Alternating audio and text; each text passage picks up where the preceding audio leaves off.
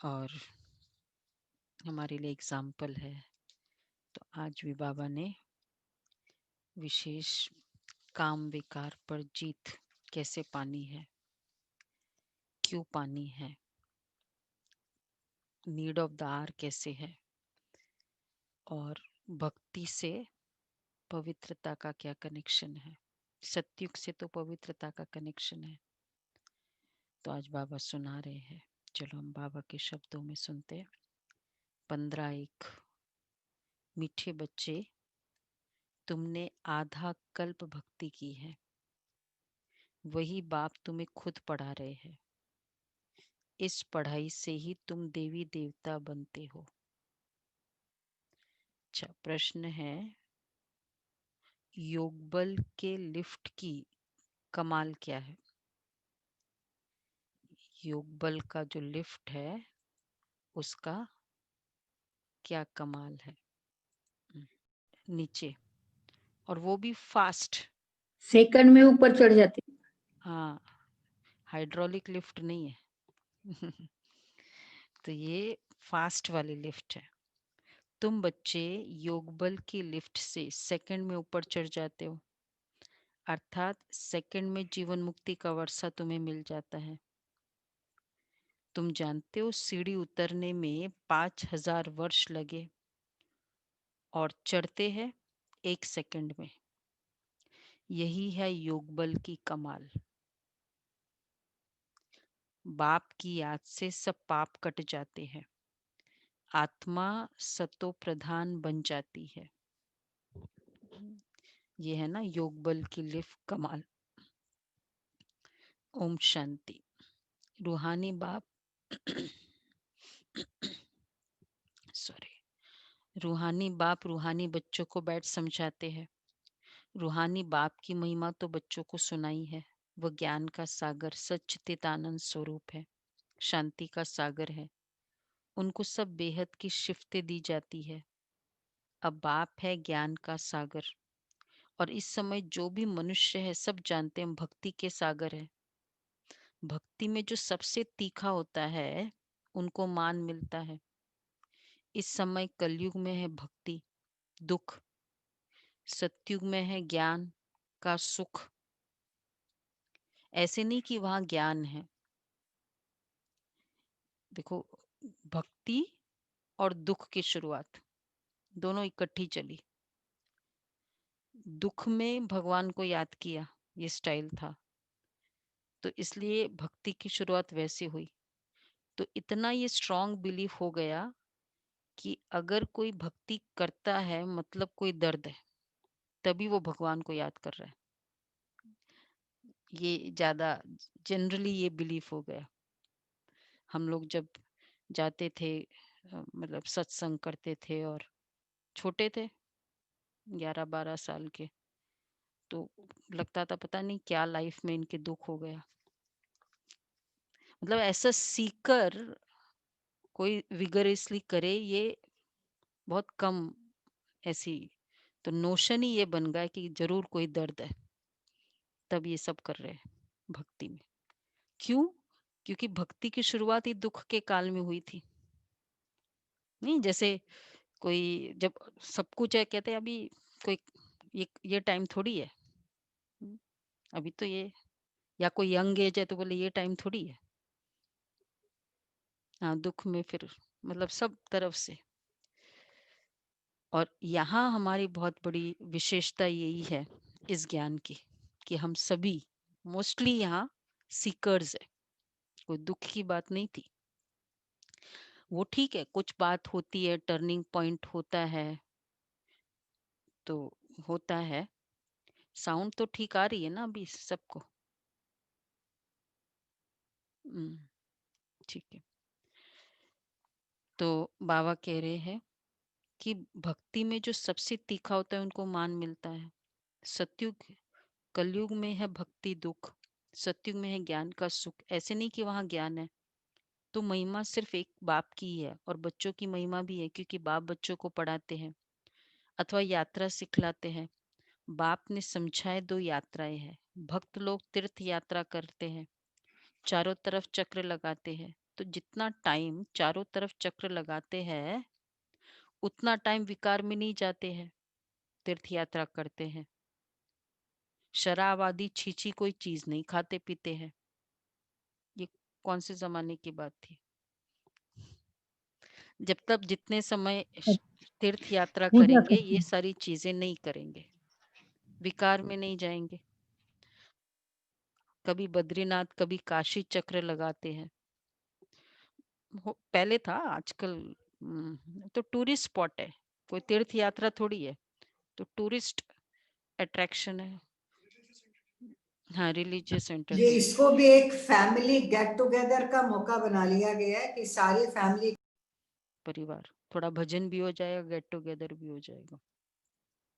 तपस्या का के लिए कहाँ जाते हैं कि हम 1:30 2 बजे रात को उठ के बैठ के योग करेंगे या ये सब करेंगे? ये है मकसद? कोई नहीं है।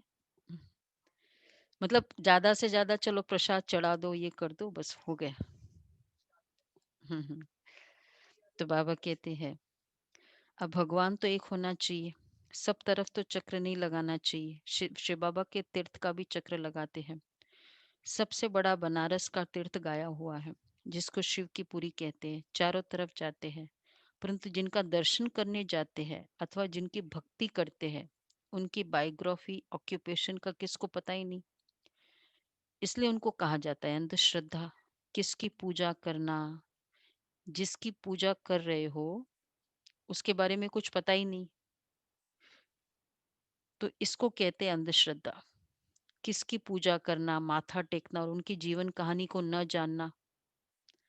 गांधी जी के स्मारक में जाएंगे, रोज रोज मतलब वो जो भी करते हैं, मत्था टेकेंगे, वो सब करेंगे, लेकिन वो कौन है क्या है वो पता ही नहीं। गांधी जी नाम है, लीडर है, तो बहुत सारे लीडर है फिर।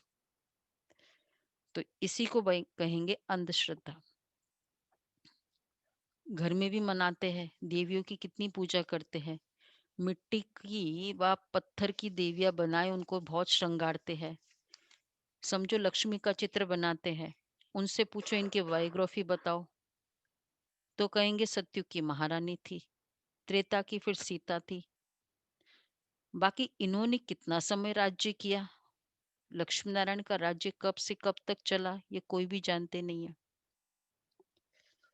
ये भी विचार करने की बात है कि जैसे कोई भी जो देवियों का ये बताया है, ये एक पर्टिकुलर एक्टिविटी बता दी, महिषासुर का वध किया, तो इसलिए नंबर 1। इसी तरह 2-4 एक्टिविटी और जिस जिसकी भी बताई है कि ये कमाल की दो, तब 1-2 कमाल से कोई पूजे जाएंगे? इतनी कमाल तो हम सब ने की होगी ना हमारे जीवन में। 1-2 कमाल हुई कि उस दिन किसी ने मुझे बहुत तेज बोला, मैंने कुछ भी नहीं बोला और ऊपर से मैंने शुभ भावना दी। एक बार ऐसा किया मैंने, हो गया खत्म। इससे पूजा हो जाएगी? पूजा के लिए तो कितनी ज्यादा प्रूव करना पड़ता है। तो ज्यादातर ये जो बताया है लीलाएं, तो उसमें 1-2 कहानियां, मतलब इस तरह की इवेंट बताइए। इससे तो कोई ऐसा तो नहीं होगा ना, और वो भी फिर मारने की बात बताइए, गुस्सा आया मारा, तो ऐसे तो सुप्रीम कोर्ट में हैंग होते ही है जो रॉन्ग करते हैं, जज ऑर्डर देता है। तो मारना या कोई एक इवेंट, इससे पूजा नहीं हो सकती। अगर पूजा हो रही है मतलब कोई और भी बहुत सारी बातें होगी कि जिन आत्माओं ने सारा जीवन वैसा किया, तब पूजे जाते हैं। ऐसे 1-2 इवेंट से थोड़ी पूजा होगी। तो बाबा कहते हैं इसका राज हम जानते हैं। समझो लक्ष्मी का चित्र बनाते हैं, उनसे पूछो उनकी बायोग्राफी बताओ, तो नहीं जानते हैं।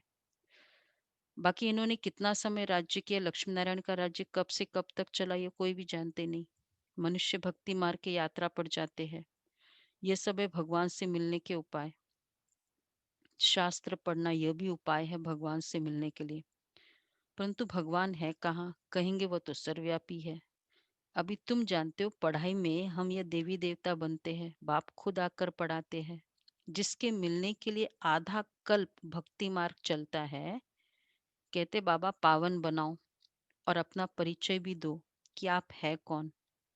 बाबा ने समझाया है कि तुम आत्मा बिंदी हो, आत्मा को ही यहाँ शरीर मिला हुआ है, इसलिए यहाँ कर्म करती है।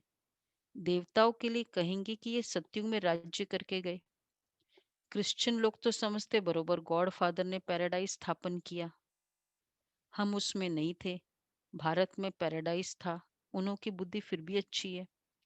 भारतवासी सतो प्रधान भी बनते हैं तो फिर तमो प्रधान भी बनते हैं। वह इतना सुख भी नहीं देखते तो दुख भी इतना नहीं देखते हैं। वह कौन? क्रिश्चियंस की भारतवासी बात कर रहे सतो भारतवासी हैं, प्रधान जो भी बनते तो भारतवासी फिर नहीं है। तमो प्रधान भी बनते। क्रिश्चियंस की बात हो रही है। हाँ, सुख नहीं देखते तो दुख भी इतना नहीं देखते। कौन सा प्रश्न का आंसर आता है जो लोग जनरली पूछते हैं इस बारे में? हाँ, कि ये भारत और कितना नीचे गिरेगा। क्वेश्चन करते कि वहाँ कंट्रीज में ना कितना क्या है, कितना डिसिप्लिन है, कितने लोग समझदार है, कितने मैच्योर्ड है, कितना वो डस्टबिन में डालते हैं, जो भी अच्छी क्वालिटीज है। क्यों होगा? राइट है, होना ही है, वैसा ही रहेगा। बोला भारत में इतने इवन क्या करते। छोटे बच्चे नोटिस करते हैं। 4 साल का तनुज पूछता था कि why India is so dirty, Singapore. तो नीचे भी जाएगा बहुत। हाँ ऊपर जाएगा। हाँ, तो बाबा कहते हैं तो वह इतना सुख नहीं देखते तो दुख भी इतना नहीं देखते। अभी पिछाड़ी के क्रिश्चियन लोग कितना सुखी है। पहले तो वह गरीब था, पैसा तो मेहनत से कमाया जाता है, तो उन्होंने अगर दुख नहीं देखा है तो वो सुख भी नहीं देख सकते। तो उसमें से केवल जो ब्राह्मण है वो ही आएंगे, बाकी ज्यादा तो आएंगे भी नहीं वहां से। पैसा तो मेहनत से कमाया जाता है ना। पहले क्राइस्ट आया, फिर उनका धर्म स्थापन होता है, वृद्धि होती जाती है, 1 से 2, 2 से 4, फिर ऐसे वृद्धि होती जाती है। अभी देखो क्रिश्चियन का झाड़ कितना हो गया है। फाउंडेशन है देवी देवता घराना, वो फिर इस समय यहाँ स्थापन होता है। पहले एक ब्रह्मा फिर ब्राह्मणों की एडॉप्टेड संतान वृद्धि को पाते हैं। बाप पढ़ाते हैं तो बहुत ढेर ब्राह्मण हो जाते हैं। पहले तो ये एक था ना, एक एक से कितनी वृद्धि हुई है, कितनी होने की है। जितनी सूर्यवंशी चंद्रवंशी देवताएं थे उतने सब बनने के हैं। देखो जितनी सूर्यवंशी देवी देवताएं थे चंद्रवंशी, उतने सारे सब बनेंगे वापस। अब इसलिए तो सेवाएं चल रही है ऑनलाइन, कितनी बेहद की सेवा, फास्ट सेवा हो रही है ना। तो हर लेवल में जैसे बाबा के सेवाओं का तरीका बढ़ता गया, फास्ट लेवल की। पहले तो बाबा साक्षात्कार से किया स्थापना, फिर उसके बाद ये जो शिविर का शुरू हुआ 70s में, 70s लेट 70s में शिविर का शुरू हुआ। मतलब बाहर वालों को कैसे, तो ये शिविर होते ही थे। फिर उसके बाद विंग्स के प्रोग्राम की शुरुआत हुई कि उससे प्रोफेशनल्स आने लगे। अब फिर वो भी पुराना हो गया, फिर ये मीडिया की सेवा शुरू हुई शिवानी बहन के कारण, फिर बहुत सारे, अब वो भी कॉमन हो गया अभी ऑनलाइन सेवा शुरू हुई, सारे ब्राह्मण प्रत्यक्ष हो रहे। मतलब कैसे बाबा सूर्यवंशी चंद्रवंशी घराने की आत्माओं को नजदीक लेके आ रहा है, वही आत्मा आएगी ना। तो बाबा कह रहे हैं कि जितने सूर्यवंशी चंद्रवंशी देवताएं थे उतने सब बनने के हैं। पहले है एक बाप, उनकी आत्मा तो है ही। बाप की हम आत्माएं संतान कितनी है, हम सब आत्माओं का बाप अनादि है। फिर सृष्टि का चक्र फिरता रहता है। सब मनुष्य तो सदैव नहीं है ना, आत्माओं को भिन्न भिन्न पार्ट बजाना है। इस झाड़ का पहले पहले थूर है, इस झाड़ का पहला ऑफशूट है देवी देवता देवताओं का। फिर उनसे ट्यूब्स निकलती है, कितनी? 3 ट्यूब्स। तो बाप बैठ बच्चों को समझाते, बच्चों मैं आकर के क्या करता हूँ, आत्मा में धारणा होती है, बाप बैठ सुनाते हैं, मैं आया कैसे। तुम सब बच्चे जबकि पतित बने हो तो याद करते हो, सत्युग त्रेता में तो तुम सुखी थे तो याद ही नहीं करते थे। द्वापर के बाद दुख जास्ती हुआ तो याद करने लगे। द्वापर के बाद दुख जास्ती हुआ तब पुकारा, हे परम पिता परमात्मा आओ। वैसे भी ना, बच्चा जब स्वस्थ होता है, खाता पीता खाया पिया रहता है, खेलता रहता है, और जब चिड़चिड़ करने लगता है तो माँ भी समझ जाती है कि भाई भूख लगी है, नींद आ रही है, पता चल जाता है। ऐसा ही है ना स्टिल बच्चों का। Oh, that's me. तो बाबा भी कहते हैं कि जब सत्युग त्रेता थे, अच्छे खाए पिए थे, ज्ञान ज्ञान का अच्छा मेस्टिकेशन किया हुआ था, वो चल रहा था, मौज कर रहे थे। सारा दिन क्या करते थे वहाँ, पिकनिक, रोज की गेट टुगेदर होती थी, रोज ही पिकनिक। और फिर वो खाया पिया खत्म हो गया, भाई खेलेंगे तो खत्म तो होगा ना, कभी तो भूखा आएगा, फिर वो चिड़चिड़ शुरू कर देता है तो फिर परमात्मा को पुकारते हैं। हाँ, तो बाबा कहते हैं, हे परमात्मा बाबा। हाँ बच्चों, देखो बाबा पुकारा ना मम्मी को, तो फिर माता पिता ने उत्तर दिया, हाँ बच्चों सुना। हम्म, क्या चाहते हो बोलो। फिर क्या चाहते हैं, क्या करती है माँ, पता चल गया रो रहा है, मतलब भूख, कुछ गड़बड़ है। बाबा आकर पतितों को पावन बनाओ। बाबा हम बहुत दुखी पतित, हमको आकर पावन बनाओ। ये भूख रही, ये भूख थी, वो फीडिंग की बाबा ने, कृपा करो आशीर्वाद करो, तुमने मुझे पुकारा है ना। देखो आज बाबा ने कितना अच्छा बोला, बच्चों सुना मैंने, तुमने मुझे पुकारा है कि बाबा आकर पतितों को पावन बनाओ। पावन सत्य को कहा जाता है, यह भी बाप खुद बैठ बतलाते हैं। ड्रामा के प्लान अनुसार जब संगम युग होता है, सृष्टि पुरानी होती है, तब मैं आता हूँ। वैसे बच्चा रोता क्यों उसको नहीं पता है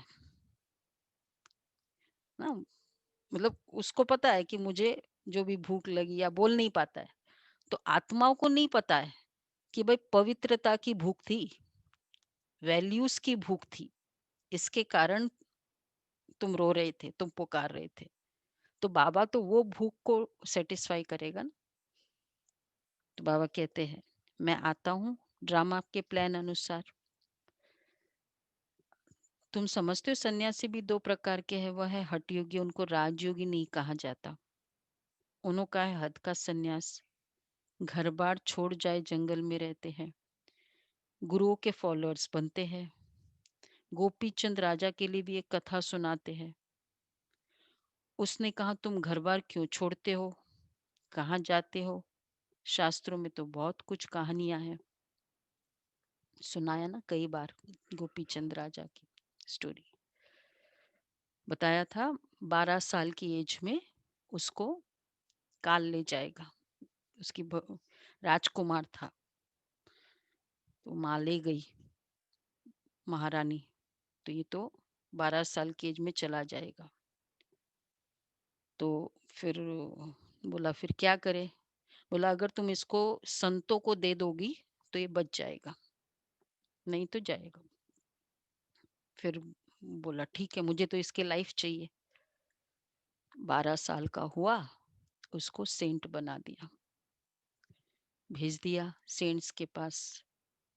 और फिर संतों ने बोला कि सबसे पहले तुमको अपनी बहन के पास भिक्षा लेने जानी है। तो फिर गया। अब 12 साल का भाई बहन के पास, बहन को तो पता नहीं, वो उसकी मतलब राजकुमार जैसा वो सुकुमार शरीर, और उसमें गेरुए कपड़े, वो तो बेहोश हो गई कि ये क्या हो गया। बोला तू मुझे दे तभी मैं खा सकता हूँ, नहीं तो तब तक मैं नहीं खा सकूंगा, पहली भिक्षा मुझे तेरे से चाहिए। फिर उसके बाद उसने दिया, तब उस मतलब तो बोला कि उसने कहा, तुम घर-बार क्यों छोड़ते हो? कहाँ जाते हो? शास्त्रों में बहुत कुछ कहानियाँ हैं। अभी तुम बीके राजाओं को भी जाकर ज्ञान और योग सिखलाते हो। जैसे वो सेंट्स ने, वो राजा था ना, मतलब गोपी चंद तो। अच्छा, एक अष्टावक्र गीता भी है जिसमें दिखाते हैं, राजा को वैराग्य आया, बोला हमको कोई परमात्मा से मिलाए, ढिंडोरा पिटवाया, वो यही इस समय का है। शास्त्रों को याद कर रहे बाबा। अष्टावक्र गीता, अष्टावक्र राजा जनक की जो कहानी, 1 सेकंड में जीवन मुक्ति, पता है ना सभी को, पुराणों को तो सब पता है। राजा जनक को आया था सपना। सपने में वो राजा जनक तो बहुत फेमस था ना, बहुत। तो सपने में उसको अ, अ, देखा उसने कि मैं बहुत भिखारी बना हूँ, मतलब मेरे पास कुछ भी नहीं है, खाने को भी नहीं है, और मुझे जैसे खाने के भी जैसे ना तरस रहा हूँ। और फिर एक कुत्ता, फिर उसने देखा कि कहीं उसको वो कुत्ता ने कुछ चाटा था, मतलब ऐसे नारियल के जो ऊपर का वो भाग है ना, उसमें कुछ था, और वो उसको कुत्ता ने खाना था। तो अब उसको इतना तरस आ रहा है कि उसने जाके उसमें से खाना खाया, भिखारी था। उतने में उसकी आँख खुली। अब वो देखे ये क्या है? तो मैं तो बहुत भरा पूरा राजा हूँ। फिर वो क्या था? वो मैंने जो देखा वो क्या था? तो उस टाइम फिर लोगों ने बोला सपना है, बोला नहीं, राजा था ना, ऐसे नहीं मानने वाला। मुझे बताओ वो सच्चाई क्या है? ये सच्चा या वो सच्चा? क्योंकि मैं देख रहा हूँ कि मैं भिखारी हूँ, मुझे दिख रहा है। उसके बाद फिर उसने बुलाया सब राजाओं को, सब पंडितों को बुलाया कि मेरा इसका उत्तर दो, और जो नहीं उत्तर देगा वो फिर जेल। ऐसे करके उसने 88,000 बोलते हैं ऋषि मुनियों को जेल कर दिया। फिर आया, फिर बाद में उसके पिताजी एक अष्टावक्र, 8 अंग से टेढ़ा। तो उसके पिताजी, वो खेल रहा था एक बार, तो उसके बच्चे उसकी हंसी उड़ा रहे थे, तो फिर उसके बोला कि मैं मेरे पिताजी को बोलूंगा। बोला क्या करेगा, तेरा पिताजी तो बंद है। बोला क्यों, कहाँ? तो बोला वहां बंद है। फिर पता किया, बोला ये कारण है। बोला अच्छा ये कारण है, मैं जाता हूँ। तू क्या उत्तर देगा? बोला नहीं मैं जाता हूँ। फिर वो जाते, जैसे ही वो एंटर होते हैं तो वो 8 अंग से टेढ़ा है ना, एक पैर भी टेढ़ा हो तो कैसे चलता है, 8 जगह से वो टेढ़ा था। तो वो कैसे चल रहा था? तो ये जो सब 88,000 ऋषि मुनि सब थे, वो हंसने लगे उसको देख के। उसने चारों तरफ देखा और वो हंस रहे हैं। उसने बोला जनक, इन सारों को, ये सब कुत्तों की सभा तुमने क्यों इकट्ठी की है? राजा जनक, राजा था ना, समझदार था, बोला इसमें कुछ है, क्रोध चमारों नहीं। के समान। हाँ, चमारों चमार। की सभा, हाँ, हाँ। हाँ, कुत्तों की, मोचिए चमारों चमार। की सभा। चर्मकारों की सब। फिर उसने बोला कि हाँ इसमें कुछ है, और फिर उसने बोला कि महाराज, वो आया, बोला कि बताओ, आप जो बताओ मुझे। बोला तुमको उत्तर चाहिए? बोला हाँ मुझे उत्तर चाहिए। और फिर उसने बोला उत्तर चाहिए तो मैं जो बोलूँ वैसे कर। और फिर उसको बोला कि ये राज्य मेरा। तो उसने मतलब, तो ये पूरा राज्य मेरा, सिंहासन से उतर जा। उतर गया, मुझे मेरा प्रश्न का उत्तर चाहिए। बैठ गया। फिर बोला कि बाद में बोला चलो अब इस राज्य के बाहर चलो, ये मेरा है, मैं जैसे कहूंगा वैसे। बोला ठीक है। फिर बाहर गया, फिर घोड़े पे जंगल में गया, फिर घोड़े पे। बोला ये तन मेरा है। बोला हाँ ठीक है, तन मेरा है। तो घोड़े पे वो चढ़ रहा था, बोला वहीं स्टॉप करो, एक पैर घोड़े के ऊपर, एक पैर घोड़े के नीचे, बोला वहीं स्टॉप कर दो। ठीक है। बोला मन मेरा है, तू मन में एक भी संकल्प नहीं कर सकता है। बोला हाँ ठीक है, मन आपका। फिर उसको ब्रह्म ज्ञान हुआ। मतलब ये स्टोरी है।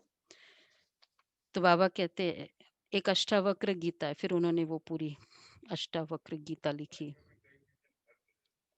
जिसमें दिखाते राजा को वैराग्य आया, बोला हमको कोई परमात्मा से मिला है, डिंडोरा पिटवाया, वह इस समय का है। तुम जाकर राजाओं को ज्ञान देते हो ना, बाप से मिलाने के लिए, जैसे तुम मिले हो तो औरों को भी मिलाने की कोशिश करते हो। तुम कहते हो हम तुमको स्वर्ग का मालिक बनाएंगे, मुक्ति जीवन मुक्ति देंगे, फिर उनको बोलो शिव बाबा को याद करो और कोई को नहीं। तुम्हारे पास भी शुरू में बैठे बैठे एक दो को देखते ध्यान में चले जाते थे ना, बड़ा वंडर लगता था।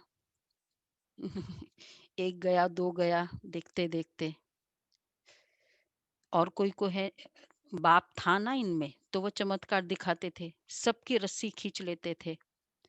बाप दादा इकट्ठे हो गए ना, आपको पता ही है वो सारी स्टोरी शुरू में। सबको मुझे लगता है सब लोग यही स्टार्ट करते, मैं ऐसे ध्यान में गई, जो भी आपने सुना। कब्रिस्तान बनाते थे बाबा, ये पिक्चर देखना है, ये सब हम डिस्प्ले करेंगे। बाबा ये सब कब्रिस्तान ध्यान में चले जाते थे, कब्रिस्तान बनाते थे, शवासन में सबको लिटा देते थे। अभी सब ये यज्ञ की इतिहास डिस्प्ले करेंगे 18 जनवरी। सब बाप की याद में सो जाओ, सब ध्यान में चले जाते थे।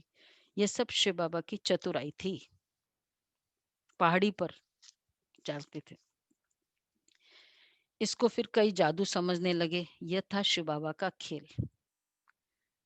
बाप जादूगर सौदागर रत्नागर है ना, धोबी भी है सोनार भी है। और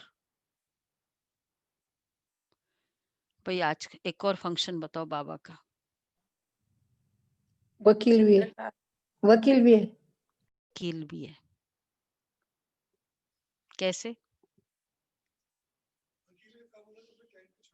हम्म न्याय करते हैं हम्म बाबा। वकील न्याय नहीं करता है, जज करता है ना न्याय। आप कहाँ न्याय करते हो? हाँ, वकील क्या करता है, जेल से छुड़ाता है। मतलब जो भी पेशकश करते हैं ना, हाँ। ये क्लाइंट के लिए। तो बाबा कहते हैं कि अ, बाबा, हाँ तुम बच्चों को रावण की जेल से छुड़ाते हैं,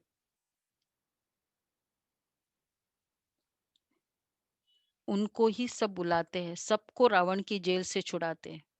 जेल से छुड़ाने का काम कौन करता है? हम्म पूरी डिफेंड वकील। करना पड़ता है, केस तैयार करना पड़ता है।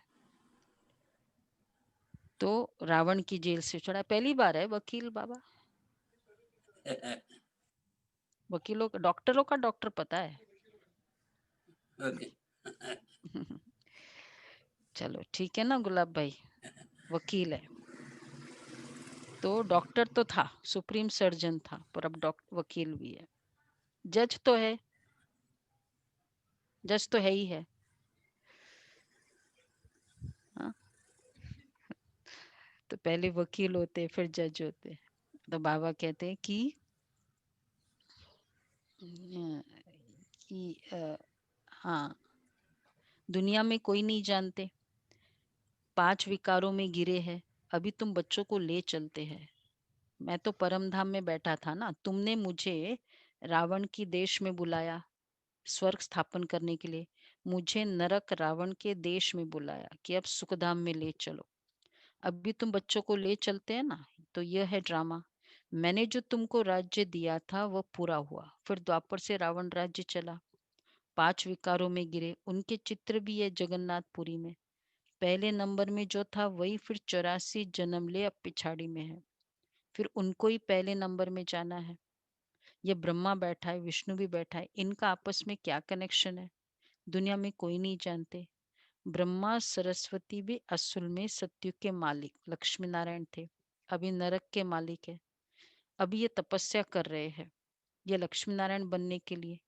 दिलवाड़ा मंदिर में पूरा यादगार है, बाप भी यहाँ ही आए हैं, इसलिए अब लिखते भी है आबू सर्व तीर्थों में, सर्व धर्मों के तीर्थों में मुख्य तीर्थ है, क्योंकि यहाँ ही बाप आकर सब धर्मों की सदगति करते हैं।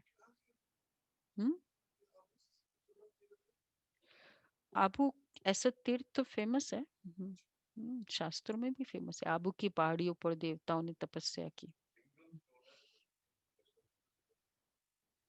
वहां पर बहुत गुफाएं हैं जहाँ सब तपस्या करते थे। तीन जगह ज्यादातर तपस्या होती है। एक है पहाड़ों पर, एक है गुफाओं में, और एक है नदी किनारे, जैन मंदिर के सागर करके किनारे। भी है दीदी, जैन मंदिर भी है वहां पर। हाँ, जैनियों का मतलब मेन स्थान है। तीर्थ है, उसके कारण तीर्थ बताया है। तो बाबा कहते हैं आबू सर्व तीर्थों में है, सब धर्मों के तीर्थों में मुख्य तीर्थ है, क्योंकि यहाँ ही बाप आकर सर्व धर्मों की सदगति करते। तुम शांति धाम होकर फिर स्वर्ग में जाते हो, बाकी सब शांति धाम में चले जाते हैं। वह है जड़ यादगार, यह है चैतन्य। जब तुम चैतन्य में वह बन जाएंगे तो फिर ये मंदिर आदि सब खत्म हो जाएंगे, फिर भक्ति मार्ग में ये यादगार बनाएंगे। अभी तुम स्वर्ग की स्थापना कर रहे हो। मनुष्य समझते स्वर्ग ऊपर में है, अभी तुम समझते हो यही भारत स्वर्ग था, अभी नरक है। लोग कहते ऊपर है स्वर्ग, और हम कहते यही भारत स्वर्ग था, अभी नरक है। ये चक्र देखने से ही सारा ज्ञान आ जाता है, द्वापर से और धर्म आ जाते हैं। तो अभी देखो कितने धर्म है, यह है आयरन एज। अभी तुम संगम पर हो, सतयुग में जाने के लिए पुरुषार्थ करते हो। कलयुग में है सब पत्थर बुद्धि, सतयुग में है पारस बुद्धि। तुम ही पारस बुद्धि थे, तुम ही फिर पत्थर बुद्धि बने हो, फिर पारस बुद्धि बनना है। पारस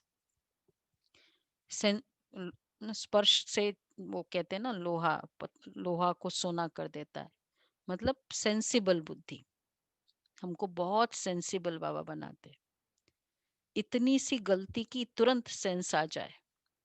ये तो ये हम पारस बुद्धि है। तुम ही फिर पत्थर बुद्धि बने हो, फिर पारस बुद्धि बनना है।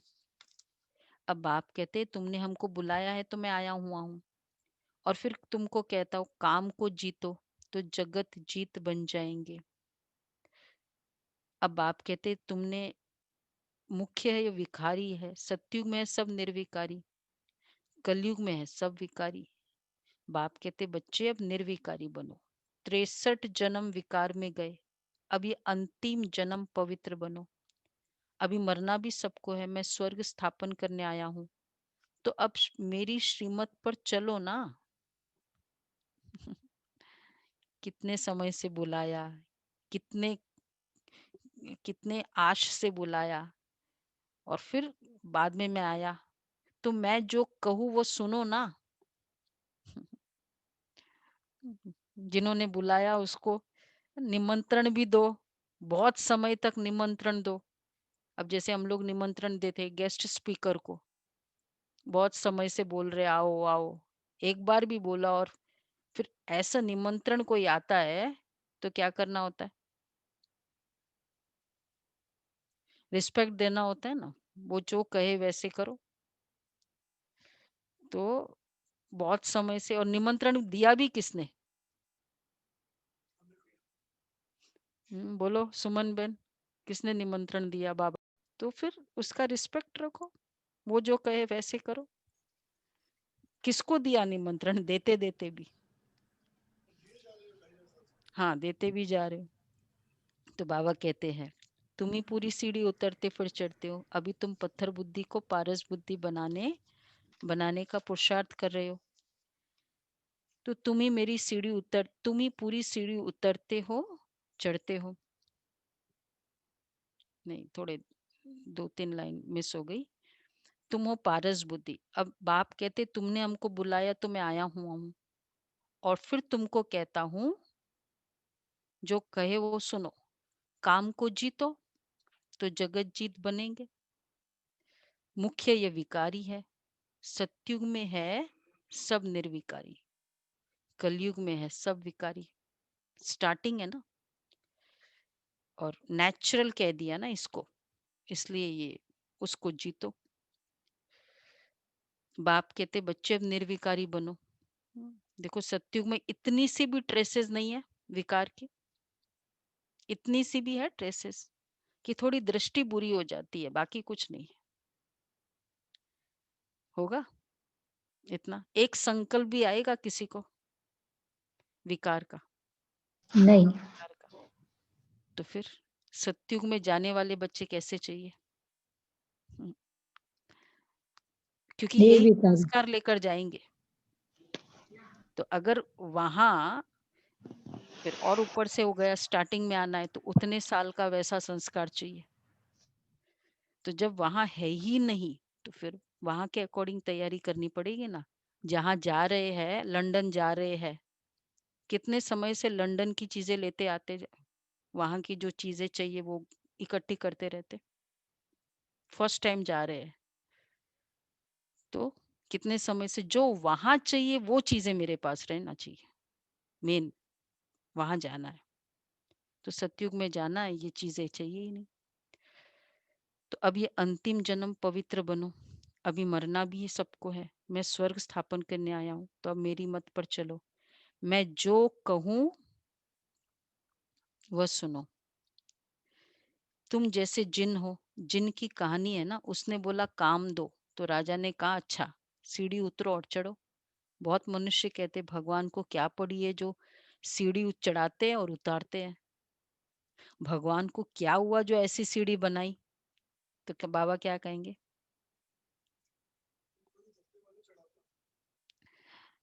अनादि है, बनी बनाई है, बाबा ने बाप बनाया। समझाते ये अनादि खेल है। तुमने इतने वर्ष, तुमने 5000 वर्ष में 84 जन्म लिए, 5000 वर्ष तुमको नीचे उतरने में लगे, फिर ऊपर में जाते हो तो सेकंड में। यह है तुम्हारे योग बल की लिफ्ट। 5000 लगे उतरने में। ये चढ़ने वाला लिफ्ट बहुत फास्ट है, उतरने वाला नहीं है। ये अलग अलग टाइप का लिफ्ट है। वो तो लिफ्ट उतरेंगे भी फास्ट और चढ़ेंगे भी, पर ये चढ़ने में फास्ट है। कौन सा था लिफ्ट है? रशिया में था ना, कई जगह है, सब जगह फॉरेन कंट्रीज में तो आजकल सब जगह ही है। 100 सिंगापुर में है, हाँ, सिंगापुर में। जहाँ भी 108 माला पे पहुंचे, नहीं 132 इन 1 मिनट। हाँ वो भी है 1 मिनट में। तो बाबा कहते हैं कि यह है तुम्हारे योग बल के लिए। बाप कहते हैं याद करो तो तुम्हारे पाप कट जाएंगे। तो सेकंड में तुम ऊपर चढ़ जाते हो, फिर नीचे उतरने में 5000 वर्ष लगे, कलाई कम होती जाती है। चढ़ने की तो लिफ्ट है, सेकंड में जीवन मुक्ति, सतो प्रधान बनना है। फिर आहिस्ते आहिस्ते तमो प्रधान बनेंगे, 5000 वर्ष लगते हैं। अच्छा, फिर तमो प्रधान से सतो प्रधान बनना है एक जन्म में। अभी जबकि मैं तुमको स्वर्ग की बादशाही देता हूँ, तो तुम पवित्र क्यों नहीं बनेंगे? परंतु स्वर्ग की बादशाही मिलती है, किंगडम मिलता है, तो पवित्र क्यों नहीं बनेंगे? परंतु कामेशु क्रोधेशु भी है ना, विकार न मिलने से फिर स्त्री को मारते हैं, बाहर निकाल देते हैं, आग लगा देते हैं। ये सब हुआ था यज्ञ में। इस विकार के कारण ही एक नई फिलॉसफी बाबा ने इंट्रोड्यूस की। नई क्या, पुरानी थी। तो मारा, कितना मारा, गंगे दादी, उनका भी सुनेंगे। दर्दनाक स्टोरी है, सुन भी नहीं सकते ऐसे। बाहर निकाल देते हैं, आग लगा देते हैं। अबलाओं पर कितने अत्याचार होते हैं। उनको जबरदस्ती वो लेकर आ गए कुछ भाग गई थी। मतलब वो भागे भी, उन लोग ने भी टेक्निक बड़े बड़े यूज किए भागने के, कि फ्रेंड के यहाँ चली गई, फिर छिप गई, फिर वो घर वाले आए तो बोले वो नहीं है, फिर वो फ्रेंड को बोले लेकर जाओ कराची में, वहां गए, फिर वो वहां पहुंच गए, फिर वो भी फिर बड़े युक्ति से आए कि मुझे हमें मिलना है। वो बाबा तो मना ही नहीं करता था ना। फिर वो बाहर निकाले, जैसे ही वो बोला तुम बाहर आओ बाहर आओ, फिर हाथ पकड़ कर घसीट के लेके गए उसको, जो भी। फिर ऐसे एक दो बार हुआ, फिर वो भागी, फिर वो, और फिर तीसरी बार तो पकड़ के लेकर आए, और फिर वहां खटिया में दोनों हाथ दोनों पैर बांध दिए उसके, खटिया में गाय को बांधते हैं ना वैसे। मतलब खाने खाने के लिए हाथ खुलता था, पैर नहीं। कहीं वहां जाना है तो फिर उस समय के लिए हाथ पैर। तो ये हमारा यज्ञ ऐसी कुर्बानियों से ऊपर आया है। तो बाबा कहते ऐसे कितने अत्याचार होते, ये भी ड्रामा में नोंद है। अच्छा, मीठे मीठे सिके दे बच्चों प्रति मात पिता बाप दादा का याद प्यार, गुड मॉर्निंग। रूहानी बाप की रूहानी बच्चों को नमस्ते। हम रूहानी बच्चों की रूहानी बाप दादा को याद प्यार नमस्ते, good morning. Thank you thank you बाबा, बाबा। Thank you. थैंक यू बाबा। अच्छा, पहला पॉइंट है धारणा का। जगत का मालिक बनने व विश्व की बादशाही लेने के लिए क्या चाहिए? मुख्य काम विकार पर जीत पानी है। संपूर्ण निर्विकारी जरूर बनना है। मुख्य काम विकार पर जीत पानी है।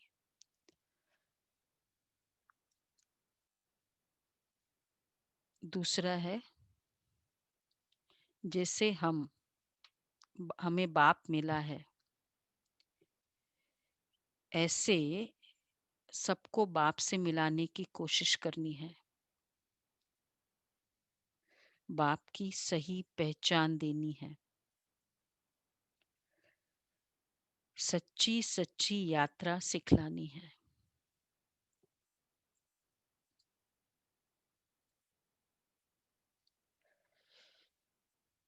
वरदान है, साइलेंस की शक्ति द्वारा सेकंड में हर समस्या का हल करने वाले एकांतवासी भव। साइलेंस की शक्ति द्वारा सेकंड में हर समस्या का हल करने वाले एकांतवासी भव। जब कोई भी नई व शक्तिशाली इन्वेंशन करते हैं तो अंडरग्राउंड करते हैं। यहाँ एकांतवासी बनना ही अंडरग्राउंड है। जो भी समय मिले कारोबार करते, सुनते सुनाते, डायरेक्शन देते भी इस देह की दुनिया और देह के भान से परे साइलेंस में चले जाओ। यह अभ्यास व अनुभव करने कराने की स्टेज हर समस्या का हल कर देगी। इससे एक सेकंड में किसी को भी शांति व शक्ति की अनुभूति करा देंगे। जो भी सामने आएगा वह इसी स्टेज में साक्षात्कार का अनुभव करेगा। देखो कैसे अन्य आत्मा साक्षात्कार करेंगे। तो जो भी समय मिले, कौन से के लिए बाबा ने बोला? कारोबार करते, कोई भी ऐसी परिस्थिति है कारोबार करते लेकिन अंडरग्राउंड चले जाओ। तो हम राइट अभ्यास कर रहे हैं ना, 5-5 मिनट 10-10 मिनट के बीच में नीचे चले जाओ, 1 सेकंड अंडरग्राउंड। सुनते सुनाते बाबा की जितनी भी फोटोज है पूरी, या जितने भी अगर देखो तो बाबा के कारोबार करते समय के फोटोज हैं। इनसे मिल रहे हैं, खेल रहे हैं, बोल रहे हैं, लेटर्स लिख रहे हैं। तो विद इन दैट कारोबार बाबा साइलेंस में चले जाते थे। ये अभ्यास व अनुभव करने कराने की स्टेज हर समस्या का हल कर देगी। इससे 1 सेकंड में किसी को भी शांति व शक्ति की अनुभूति करा देंगे। जो भी सामने आएगा वह इसी स्टेज में साक्षात्कार का अनुभव करेगा। ठीक है। जो तीव्र अच्छे पुरुषार्थी है और साक्षात्कार करने की, मनोज भाई, बीच बीच में एकदम अंडरग्राउंड साइलेंस, तो फिर साक्षात्कार करा देगा। जो भी सामने आएगा वो उसी स्टेज में साक्षात्कार का अनुभव करेगा। तो आज का सोमान रहेगा, मैं साइलेंस अंडरग्राउंड जाने वाली एकांतवासी आत्मा हूँ। कर्म करते अंडरग्राउंड जाने वाली एकांतवासी, कर्म के समय अंडरग्राउंड जाना, ये वाली फीलिंग में जाना है। स्लोगन है, व्यर्थ संकल्प और विकल्प से किनारा कर आत्मिक स्थिति में रहना ही योग युक्त बनना है। व्यर्थ संकल्प व विकल्प से किनारा कर आत्मिक स्थिति में रहना ही योग युक्त बनना है। तो आज का कदम है, मेरा लिखा बिन आगे आ जाओ। परोपकारी परिवर्तन शक्ति द्वारा सदा विजयी। ब्रह्मा बाप ने परिवर्तन शक्ति द्वारा किसी के बोल और भाव को परिवर्तन किया। निंदा को स्तुति में, ग्लानि को गायन में परिवर्तित किया। अपमान को किस में चेंज करना है? स्व अभिमान में, अपकार को उपकार में, माया के विघ्नों को बाप की लगन में मगन होने का साधन समझ परिवर्तित किया। तब सदा विजयी बने। ऐसे फॉलो फादर करो। सिर्फ स्नेही आत्माओं के प्रति सहयोगी नहीं, ना उम्मीदवार को भी उम्मीदों का सितारा बना दो। तब कहेंगे कमाल। इसे कहा जाता है फॉलो फादर। तो ये है परिवर्तन शक्ति। परिवर्तन शक्ति और एक है सहन शक्ति, दोनों में फर्क है। एक है सहन करना, फर्स्ट स्टेज है, उसके बाद उसको चेंज करना। तो बाबा ने कैसे उसको चेंज करना, मतलब उस फीलिंग को चेंज करना। आत्माएं चेंज हो ना हो वो तो एक अलग बात है, अटैच किया है। आत्माएं चेंज हो ना हो वो एक अलग बात है, लेकिन फीलिंग हमारी, उसने ग्लानि की स्तुति में और ये वाला, तो इसका अपमान को स्व अभिमान में, अपकार को उपकार में। तो ये कैसे करेंगे, वही आज का पुरुषार्थ है। तो आज का हमारा जो